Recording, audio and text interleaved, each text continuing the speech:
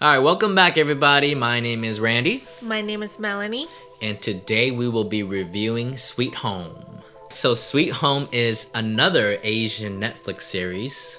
Big ups for Netflix for Asian representation. All right, so Sweet Home is about this gamer dude, kind of like Alice in Borderland.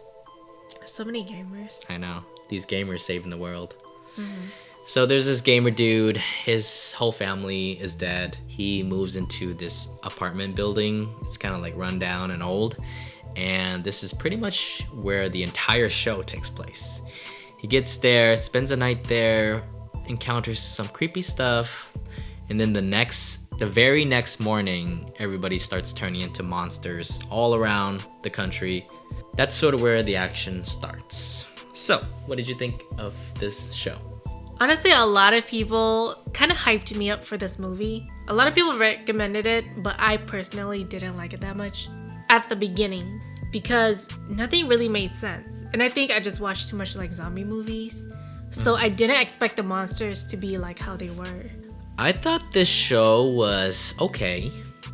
I think the first half was very slow and it kind of got boring at times. It felt like there was really no direction for our characters to go. It would just be like a bunch of side missions or side tasks, kind of like in a video game where you get a side mission to go turn on the generators or side mission to go save the kids. So I didn't know what the main goal was. Not even that. I felt like I did not even know who the main character was.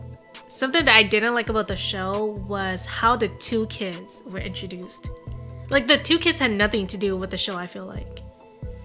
Yeah, I didn't like how new characters were introduced. It's They're really kind random. of just like plopped in, like. I'm here now. Yeah, I kind of wish they would have gave some hints of the main characters, like in the first 2 episodes. Our main character, the gamer guy, he was depressed and stuff, so that made him very bland and very quiet and very boring to me. Yes, I did felt that. I felt like he was very boring. I guess what we're trying to say is the character development wasn't there. I don't know if it was there or not. I mean, they showed his backstory and stuff, but I don't know. I just didn't really feel him. He was, yeah, like you said, he was just bland. He was pasta without the sauce. One of the issues I had with this show was that a lot of characters felt similar in that sense, where they're kind of just quiet to themselves and kind of mysterious and stuff. Like the gangster guy was a lot like that. And then like the smoker girl, she was really random too. Smoker girl? Who's the smoker? Oh, the ballerina girl. ballerina girl. Don't call her smoker girl. She was the smoker girl. She's more known as ballerina. She was just really plain as well. Yeah, I also thought her brother, the glasses guy, I mean, I thought he was a little bit better developed than the other ones because he sort of had a strategy for trying to survive and trying to look out for the whole group rather than one individual. So he was like a careful planner in that sense. He was my favorite character. He was the one that sprayed the fire extinguisher at the monster. And I kind of like The characters like... long-tongued monster. Yeah, I like characters like that. Can we talk about the monsters or Oh yeah, we haven't talked about the are you monsters. done with the characters? No, I'm done with the characters. I hate the characters. Firefighter girl, you don't mention anything?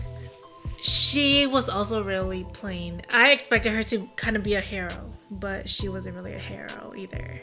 A hero? A hero. A hero? A hero. No, I thought she was pretty useful because she did a lot of stuff to help out the group. I also thought the samurai sword guy was probably the best character, I think. Besides the guy in the wheelchair. I liked him a lot too. I also like the guy in the wheelchair. But that's The because... engineer. I shouldn't say guy in a wheelchair. He's an engineer. Yeah, but I only liked him because it's kind of biased. I liked him from the other movies, so... From Kingdom. Yeah, so that was she kind was of pretty some, good like... into. Yeah. Let's talk a little bit about the monster characters, which is something I liked a lot. Like the character designs, like how they had different unique features. Like one monster had a long tongue, another one was like super buff, there's one that's a spider, there's one that's like A baby. a baby. The eyeball. So like supposedly all of these people turn into these variation of monsters because it's based on their desire or something like that, which I didn't really quite understand. I like the idea of the monsters because I feel like people don't do monster movies anymore. It's a lot of just like zombies or like ghost type thing. They don't do. Yeah. That's why a lot of people say that this movie is kind of like Stranger Things, but to me, I don't think it's the same thing. Do you have like Stranger Things vibes coming from this movie? Not necessarily. Sort of like it felt like when they looked outside, it did feel like the upside down world of Stranger Things. But other than that, this series is more like a zombie movie with monsters. That's how I would explain it. Yeah. But yeah, so I liked the monster character designs, but what I didn't like was like the jittery CGI, the cartoony CGI. I hated that too. It gave off a lot of Train to Busan Peninsula vibe, which I thought was a killer. It was a little bit too fake for me. Which makes the monster less scary.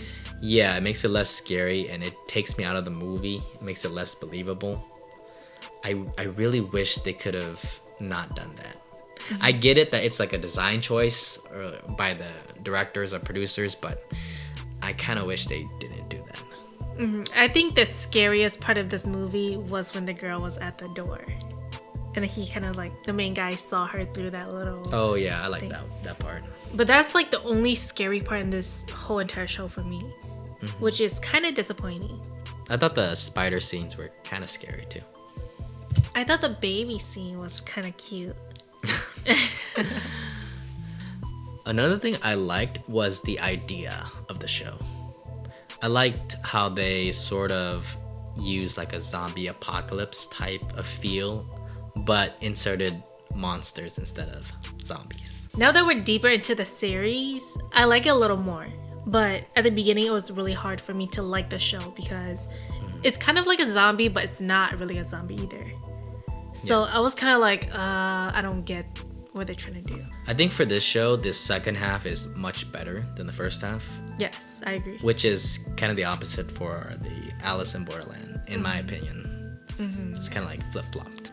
I feel like I liked this show, like the ending episodes, because everything kind of came together. Yeah, I think the end of this series sets up pretty well for season 2. Okay, so actually rate the show. That's what we haven't done. I was going to rate it a lot lower when we first watched like the first few episodes, but watching throughout the whole thing, I would give it a 6 out of 10. Wow. You were like trash talking this show at the beginning. I will give it a 4. I don't like the show. I don't think I will watch season 2. Maybe I'll read the webtoon, but I don't think I will watch. I've heard the webtoon was a lot better. I hope everything made more sense. Yeah, I think they changed a lot and left out a lot from the webtoon.